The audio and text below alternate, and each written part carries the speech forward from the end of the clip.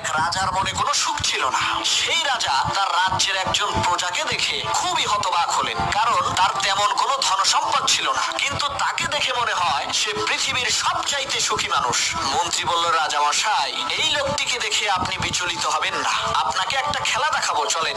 মন্ত্রী কি করলো, একটা ব্যাগ সেই লোকটির ঘরের দরজার সামনে রেখে আসলো। অবাক করা বিষয় হলো, তার পরের দিন থেকে সেই লোকটির মনে কোনো সুখ নেই। রাজা বলল, মন্ত্রী, তুমি সেই ব্যাগের মধ্যে কি দিয়েছিলে যার কারণে সেই লোকটির মনের সুখ শেষ হয়ে গেল? তখন মন্ত্রী বলল, রাজা মশাই, আমি সেই ব্যাগের মধ্যে 99টা স্বর্ণ মুদ্রা দিয়ে ব্যাগের উপরে লিখে দিয়েছি এই ব্যাগে 100টি স্বর্ণ মুদ্রা আছে। লোকটি ওই 99টি স্বর্ণ মুদ্রা পেয়ে খুশি না হয়ে সেই মিথ্যা একটা স্বর্ণ মুদ্রা খুঁজতে খুঁজতে তার খুশিকে শেষ করে ফেলেছে। শোনো মুসলমান, আমরা ওই লোকটির মতোই আল্লাহ তাআলা যে 99টি নিয়ামত আমাদেরকে দিয়েছেন তার শুকরিয়া আদায় না করে মিথ্যা একটা স্বপ্নের পিছনে ছুটে বেড়াই।